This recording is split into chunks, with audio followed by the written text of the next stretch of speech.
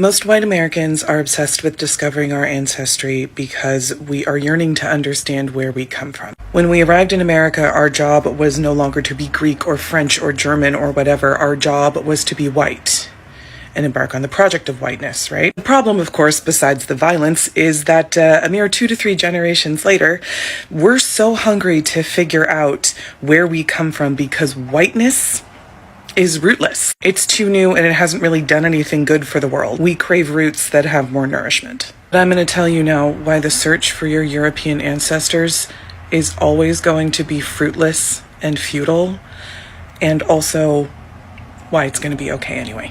I think it's an invitation for something even better. Like other people facing the rootless wonder that is European American existence, I sent off a sample of my DNA to a private company to tell me who I am. I knew the basics of my heritage in the sense that I knew my birth certificate said French, Welsh, Portuguese, and German. That's all I knew. 23andMe finished analyzing my data and they said, yeah, that all checks out. And also, did you know you're 12% Sardinian?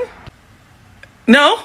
I make some calls. No one in my family has any record of this, right? I become completely obsessed with Sardinia for 2 weeks. I am looking up Sardinian history. I'm looking up Sardinian culture. I am planning a $2,000 trip to Sardinia so I can go and try that like freaky worm cheese they have. For a reason I can't yet articulate, I know that being from this place makes me a more interesting person. And I log in one day to show someone and poof, it is just gone.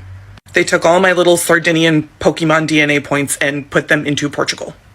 Like the whole thing was just some kind of rounding error. And I was very upset about this. I felt betrayed. And then I was like, I just let a private for-profit company tell me a story about myself that I can never verify, that you can never verify unless you have a fucking time machine, and used it to change my entire perception about who I am. The whole exercise revealed itself to be what it truly was, which is useless. You go looking for your ancestors not because you are looking for blood purity. You're looking for stories. Blood will never tell you a story. You put a story on blood. You find out your part whatever, and you tell yourself a story about what that means about you based on stereotypes you've heard about that culture from other people. That is not the same thing as learning about what your ancestors were like. Were they kind neighbors? Were they loving parents? Were they cruel to strangers? What did they think of immigrants? What did they think was happening when they prayed? Did they ever think about you? You just don't get to know that with a DNA test. That will only ever be a story you make up in your head that you allow a DNA test to give you permission to indulge. And there is a freedom in this. Actually, stay with me. I think most of us want to be burdened with a legacy. We want destiny and direction that is so certain and so strong, we might actually have the gall, the bratty urge to fight it. DNA tests don't give us legacy. The freedom of America that was promised to European settlers can be realized by us, the descendants of those settlers, but perhaps not in the way that it was originally set out. I feel like a wandering white ghost. I think a lot of us do. But we are still the inheritors of incredible wealth, and incredible things were built for us. We are ghosts holding bags of money and power. We need to realize that looking backward is only going to get us so far. We need to look forward. Maybe our ancestral legacy is the realization of the benefits of rootlessness, that we are part of a global family, and that it is our obligation to care about that. That is our evolution. We know how easy it is to be torn away from a bloodline, removed from a cultural and a national identity, and reformed into something new that doesn't fully understand itself and the consequences of that. Because borders always change. Nations always change, and cultures are always in a state of change. If you wrap your self-perception up too much in these things, these changing things, you lose the plot of what ancestry is about. Ancestry is the search for family, for belonging. You already are a part of a family, even if it's a dysfunctional one. Care about that. I used to believe that white people couldn't be spiritual until I realized that the vast majority of them were spiritual until they severed ties with their ancestors and spiritual practices in order to gain access to the concept of whiteness. The creation of whiteness as a racial category required the spiritual and cultural castration of the diverse European people it encompassed. To become white, they had to sever their connection with their specific cultural ancestors, folkways, and spiritual traditions, replacing them with a hollow identity based solely on racial supremacy and aligned with state-approved religion. The rise of centralized nation states and state-sponsored Christianity required the suppression of local pagan and folk spiritual practices. Celtic tradition, Nordic mythology, Slavic folk magic, countless others were systematically demonized, outlawed, and driven underground by church and state authority. It was a spiritual colonization within Europe. When these groups came to America, they were already partially disconnected from their roots. But to be a proper American meant they had to shed the remnants of their old country superstitions and embrace a more standard Anglo-Protestant identity. The mantra was to forget the old world and its ways and reinvent yourself in the new world as an American. This meant abandoning the collective ancestral identity of the past. Whiteness as a concept has no ancestors. It's ahistorical and offers an identity based on what you are instead of who you came from. They had to trade their ancestors for a racial category. The path to whiteness was to accept assimilation, abandoning native languages, adopting Anglo names, leaving their distinct religious practices behind, and actively distancing themselves from Black and Indigenous people to prove that they deserved the wage of whiteness, all to gain access to a bland and homogenized racial category. Yikes. And this is why the concept of white pride is inherently racist, because you aren't white. You were never white. You abandoned everything you are and everything you came from to be a part of a supremacist group in order to have power over other groups of people. And when you know that, you know that there can be no such thing as white pride. You had an identity. You gave it up for false power. Now we all live in a system of capitalism, consumerism that benefits none of us. The more that you know. Well, this is interesting. And what is happening right now is maybe something that a lot of us did not expect it would happen. You know, young white people beginning to question the mythology that they were raised in or their history. It's not like they don't deserve to know or question their history. But boy, it looked like, you know, they had it all together. After all, most of these histories were written by their ancestors. And not all of them, of course, but enough that you can actually now see the curiosity floating around about their ancestry. They are questioning colonial history, the race construction, and the DNA testing, and the origins of Europe itself, the old, you know, white identity. It seems like it's beginning to crack. But here is a point we anchor on facts, though, you know. Modern science does not say that white people are less human or that black people and white people are separate species. Actually, all of the humans of today are of the so-called modern humans are Homo sapiens. What science does say is that non-African populations, they tend to carry more Neanderthal DNA because ancient humans who migrated out of Africa interbred with the Neanderthals in parts of Europe and parts of Asia, thousands of years ago, of course. You know, most sub-Saharan African populations have little to no Neanderthal ancestry because Neanderthals, of course, lived outside of Africa. And that's actual research. Humanity might be one species, but the variations are there for everyone to see. And I think these variations are what are beginning to shock most of these people. Now, let's continue to watch. We'll be back with more good analysis. Here's a mystery for you. We know that Neanderthals, modelled by this lovely Neanderthal here with his man bun, and Homo sapiens interbred at some point and produced babies. Now, Neanderthals died out about 40,000 years ago, so they've been gone for a while now. Humans and Neanderthals walked the earth for about 5,000 years at the same time, so there was time for them to be doing this. And we know that there was interbreeding occurring because modern humans have got anywhere between 1 and 4% Neanderthal DNA, but not humans that came from Africa because no Neanderthals have been found in Africa. Now, the rate of Neanderthal DNA in humans is low. It's really, really low. So it suggests that whatever interbreeding was going on, it was not happening very frequently. Sort of think like once every 77 generations, kind of often. Now, scientists have analysed the DNA genomes of both human beings and Neanderthals, and this is where it gets interesting. Mitochondrial DNA, the DNA that is passed down the mother's line.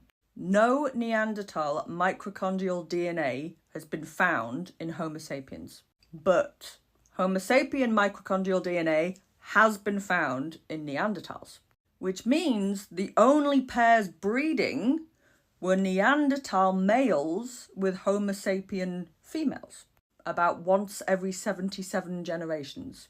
This is a bit of a head scratcher for scientists, and there's lots of theories as to quite what is going on here. Ranging from we just haven't found the evidence yet that Neanderthal women were picking up our men, to maybe the evidence is there but it's biodegraded over time, through to maybe there was successful pairings but the offspring didn't actually survive and that's why we don't have the DNA. And of course we don't know how these communities actually lived. One of my favourite facts about Neanderthals and Homo sapiens is although we know that they interbred, there is very, very, very limited evidence of them actually coexisting together, like sharing house spaces or cave spaces, which does rather suggest that it was a bit of a hit it and quit it situation. We don't know if these very rare couplings were done willingly or were maybe forced, but if that's the case, then why aren't we seeing mitochondrial DNA in humans as well? Maybe this was all the work of one, maybe two messy human women who just really,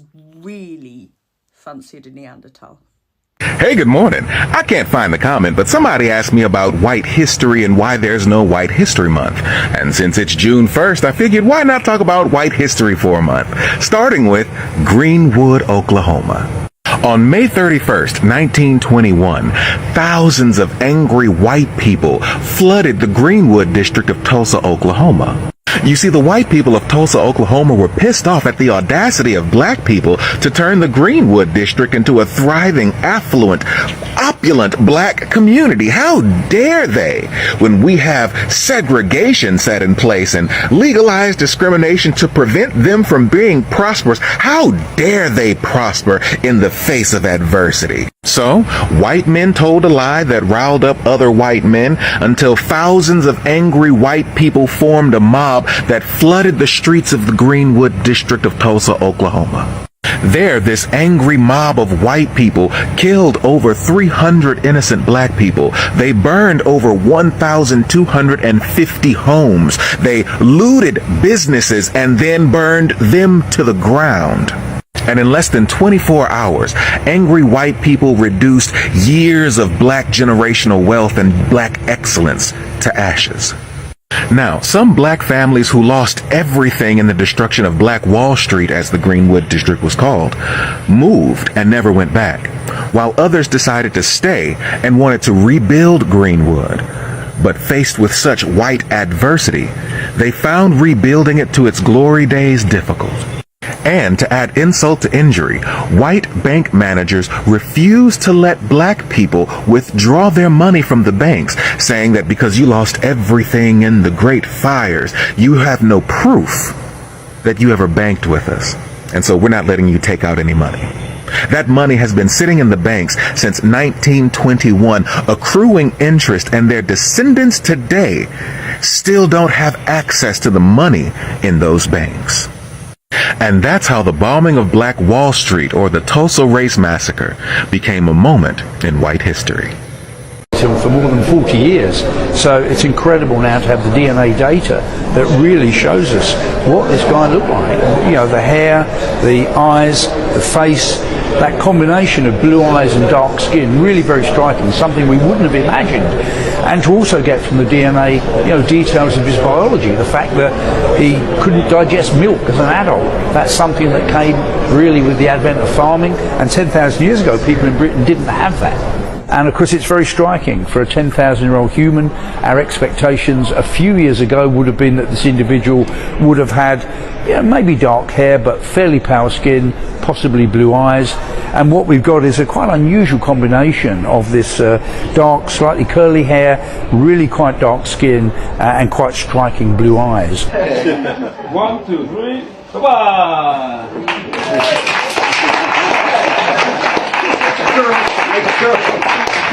There's a trend that happens online, especially on this app, where a certain demographic of people come online consistently and say, guess how old I look? This is a normal 40-year-old. This is a normal 30-year-old. This is a normal 50-year-old without filler, without Botox.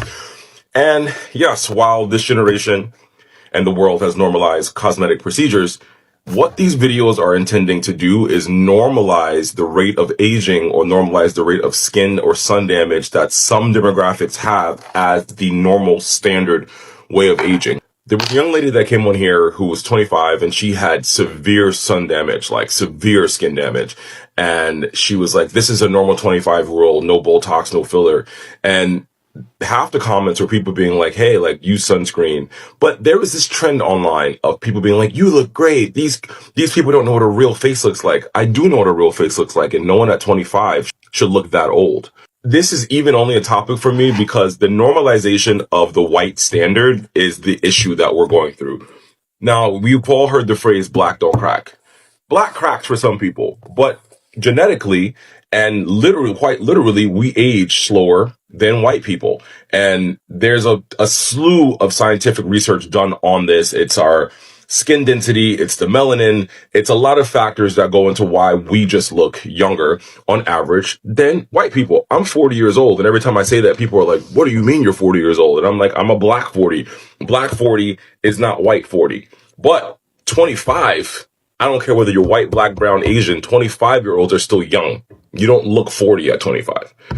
I say this to say, stop coming online and asking people what age you look. I think a lot of you have like a humiliation kink or like you're a masochist, but stop trying to normalize white people aging and white skin as the standard, because you guys aren't the standard in the world. In fact, Europeans are the minority of the world. The rest of us are all melanated people. So, but please stop coming online and saying that we sound crazy and everyone ages the same way, or this is a normal. There's no such thing as a normal 40-year-old, normal 50-year-old.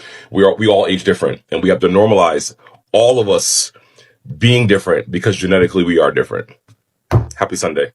The craziest thing about going to Europe as an American for me was seeing the way that white people's skin ages in its natural habitat. Because I've lived in California my entire life, and my skin has visible sun damage everywhere. Like, you know, there's these sunspots, these freckles, these like really fine lines that come from tanning and burning and blah, blah, blah. And everyone I know who's white, who has lived in the same area, they have a similar situation. If you look closely, there's sun damage all over their skin. I'm not saying it's a tragedy. I'm just saying, like, that's a fact of life. That's just what happens. When I went to Poland, for the first time ever, I saw white people who were like full grown, like 50-year-old adults with basically no sun damage. Like, if you looked at them, obviously they were like, you could tell that they were 50. They had normal wrinkles from like being alive for that long and smiling and laughing and whatever. But like, they didn't have like sun damage wrinkles or spots or freckles or anything. They didn't have like any of this stuff. They were just like flat white. Like, just completely white. Like alabaster. And it was crazy because I've never even like seriously thought that was possible. I didn't know. I mean, I guess I know it makes sense historically that if your skin evolved for that place, it wouldn't get damaged. But I've just never seen that before in America ever. And it was just so shocking to me. And it just made me think about how unfit for the environment white people truly are in America. Sorry, but can I just say how weird it is for a Middle Eastern girl who've been bullied since like 5 years old about, ew, you're so brown, you're so hairy, nah. And then like all of a sudden in the past 5 years, like the whole internet's like, oh, you're white part. Like, it's so weird, and like, it's not normal. Like, I don't know what's wrong with the internet's like perception of like people and what they're supposed to look like. Like, I don't know if you remember, but a white girl without like makeup, tan, bloody lashes, eyebrows looks something like this. Like that's their baseline, and nothing wrong with that. Like, every race is beautiful in their own way. I'm just saying, like, I'm shocked that like we've forgotten what people are supposed to look like, and now suddenly we're all white passing. I don't know, it's just very odd behavior. I mean, I love getting angry at stuff, so this is like perfect for me, because I'm like getting filled with rage. Anyway, like, what the hell? Like, I'm literally wearing a filter to make my nose look even smaller because I'm so bloody brainwashed from my whole life. Anyway, thank you so much for your comment, and I will talk to you another time, Nida. History of pale skin. People were dying to be white.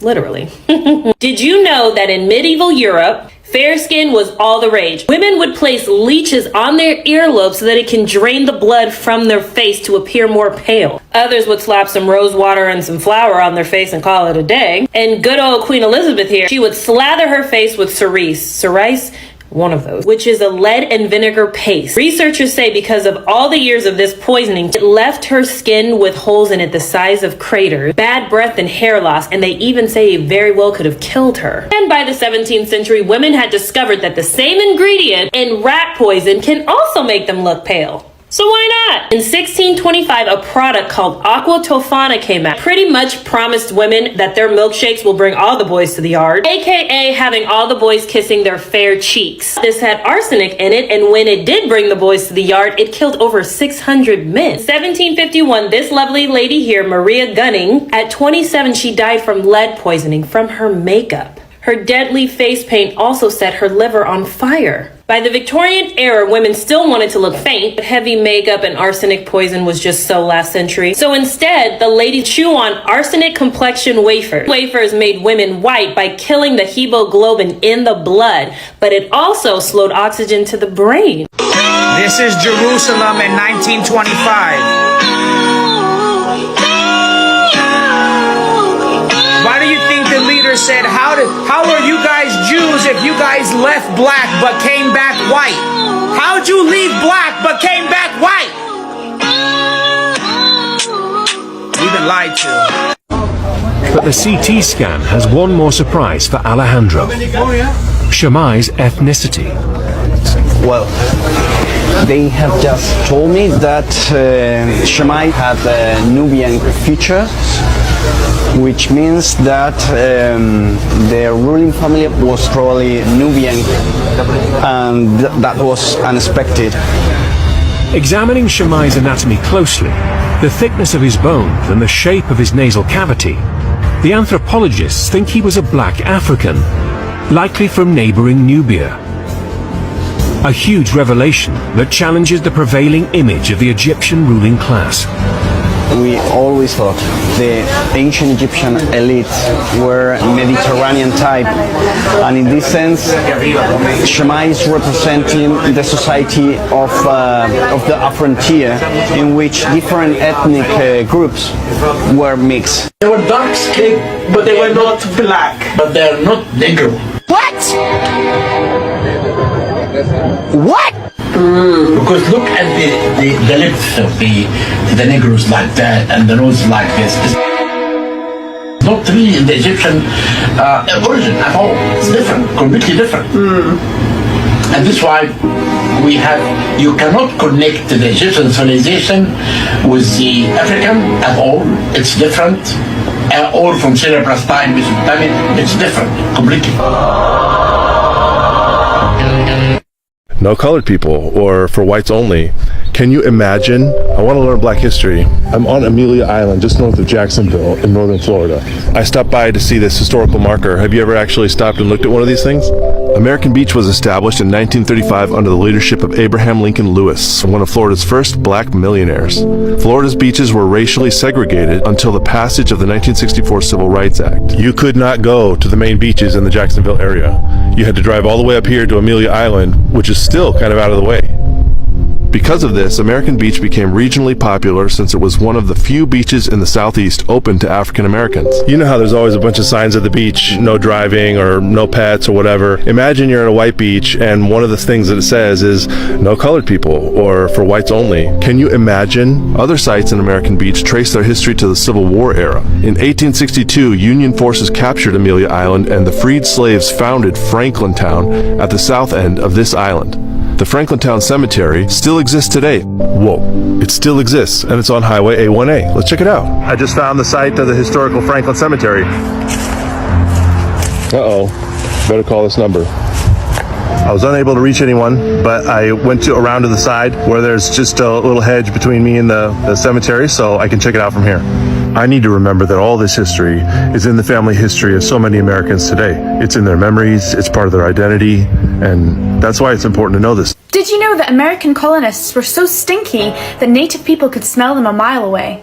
Okay, that was a slight exaggeration, but their hygiene was very bad. 17th century Europeans did not regularly participate in full immersion bathing. Instead, they washed their face and hands at a basin each day and believed that washing their linen undergarments was enough to keep their body clean.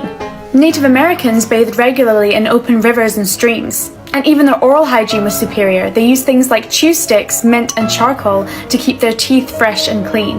Many of us were taught in school that Native Americans were simply defeated by the strength of European troops, but this wasn't true. Germs killed more Native people than guns. Millions of Native people died because of the horrible diseases brought over by Europeans as a result of bad hygiene. This included diseases like smallpox. Alright, now let me tell you the origin of the white race. So about 6,000, 7,000, or 8,000 years, the white race landed on this planet. And it was created by a dude named Yakub, which is a big-headed scientist and the father of the white race. And it took him 600 years to complete the white race. And he was doing it on an island called Patmos. And when he completed the science experiment, he migrated them on the Caucasus Mountains. Which is why y'all was given the name Caucasian, because y'all stem from the Caucasus Mountains. Now, white people have 4% Neanderthal DNA, and they're only 96% human. And the Neanderthal DNA comes from the monkey. Now, the white race has DNA, and black people have DEA. Now, you are human beings such as Caucasian, Asians, Dravidians, Mexican, and Arab, who have DNA which comes from the animals. And you have that because you are a hybrid of the animal genetics. Now, the difference between blacks and Latino, we have DEA. Or neuromelanin beings or carbonated beings, you have DEA, which is deoxyetheric acid, which connects you to the etheric realm. Now, guess how many Neanderthal traits you'll find in a black person DEA? None, right? You will find 0 traits of Neanderthal, because we are the original people that been here, which is the gods and the goddesses, and we are the most powerful beings in the cosmos. Now, this is not a racist thing, this is true knowledge. It's just we are all now one race, and they told us we were just one race. Now, we know from DNA testing that pure Africans have 0 Neanderthal DNA. So there must have been some deep European origins of the Neanderthal. Is that correct? Yeah, that's right. Whether it's deeply in Europe or sort of into the Near East is much debated. But yeah, it's outside of Africa. So, you know, humans and Neanderthals, of course, have a common ancestor about 600,000 years ago. Those two branches go their separate ways. Ours in Africa, theirs in the Near East and Europe. And at some point, they become what we would consider to be the Neanderthal gene pool.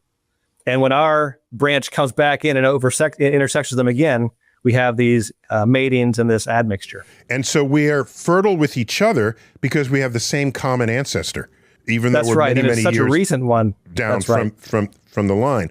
And an interesting fact that I discovered in my own work for Starry Messenger, that book, was we grew up with the archetype of this stupid backward Neanderthal. Yeah, they're the ones.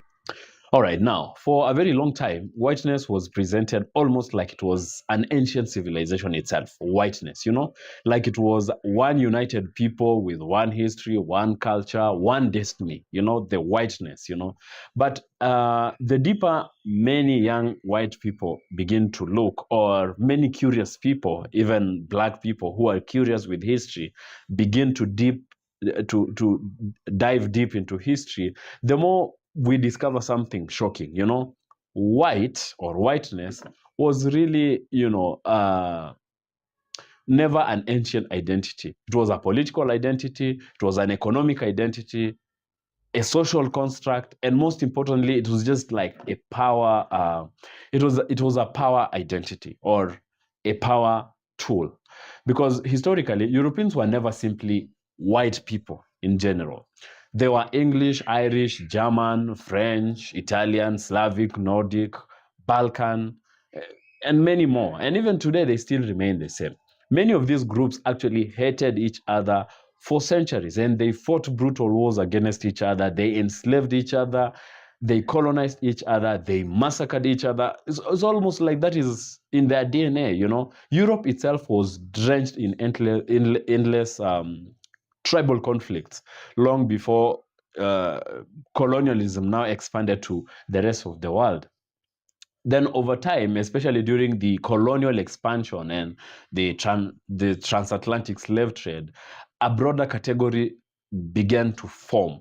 Now, white. Why? Because whiteness became politically useful at that time. You know, it identified different, not identified, but actually unified, or it brought together those warring different European groups under one umbrella of power and privilege, especially in opposition to black people, to indigenous people, and generally the colonized populations around the world. And that's why then many scholars today argue that that race, especially whiteness, is largely a social construct rather than, you know, a biological reality. And then now the internet age, in the internet age, many young people are peeling back, you know, these layers of false history. DNA tests are exposing mixed ancestry, different truths. Historical documents are exposing propaganda, and academic research, of course, is, you know, also exposing how racial categories are artificially created and manipulated. And for some people, this is kind of creating a psychological crisis. You know, they are beginning to realize the truth, and the truth doesn't align with what they've ideologically held. Because when you are raised believing your identity represents superiority, civilization, intelligence, beauty, the beginning of greatness above everybody else, discovering that history is far more complicated or even completely different can actually become deeply uncomfortable. And some are shocked to learn that civilization actually did not, and they did not begin in Europe. Some are actually shocked to learn humanity in itself began in Africa, a place they have demonized for as long as they can remember, you know. And they are actually shocked to learn that Africans contributed massively to science, to philosophy, to engineering, to astronomy, spirituality, mathematics. They can understand that, you know. These are the people that were told they're primitive, they're backward, and they're violent, they're aggressive. They still hold those stereotypes today towards black people of African descent and other different categories of indigenous people. And yes, some are shocked by genetic research showing that Europeans and Asians tend to carry more Neanderthal ancestry due to ancient migrations and interbreeding that happened outside of the modern African continent. But, you know, history is not supposed to comfort or to massage your ego. It is supposed to reveal the truth. And the truth does not belong to one race. Now, this doesn't really mean that white people should hate themselves, or feel ashamed for existing, or feel ashamed for this truth. That's not actually the point. But some are missing on this. The real issue is that the system of supremacy that taught generations of people distorted history in the first place needs to be challenged. I mean, that is the issue, because supremacy actually damages everyone. It damages black people by erasing their humanity and their achievements. And it also damages the very white people by disconnecting them from their real history, real ancestral identity, and replacing them with this artificial racial hierarchy that many of them now grow up to believe in. You know, in many ways, whiteness now became like a mask that hid the truth. And now that that mask is slipping away, is peeling back. That's why you're seeing many more young white people researching ancestry, questioning colonial narratives, and questioning the racial myth itself, and even feeling uncomfortable with what they discover. You can imagine, after all those years of of false history down the line, you're beginning to realize the truth. You know, it's uncomfortable because once the mythology starts collapsing, people begin to ask, who were we even before this whiteness, before the race called white? And that question changes everything. At the end of the day, humanity did not begin as white, black, or racial categories. You know, those categories were built later through politics, through conquest, through, you know, economics and the power struggle. You know, the deeper people study history with honesty in them, the more they realize that human civilization is actually interconnected around the globe. And perhaps the greatest fear for systems that are built on supremacy is this: once people learn the truth, the illusion becomes almost impossible to fully restore. And that's actually what is happening. Yeah. So that's my take on it. I don't know what you think about it. Let me know your thoughts and your opinions. Leave me a comment of your thoughts. If you love the video, give it a thumbs up and subscribe to the channel if it is your first time. If you're a returning subscriber, thank you for your time, and I'll see you in the next video.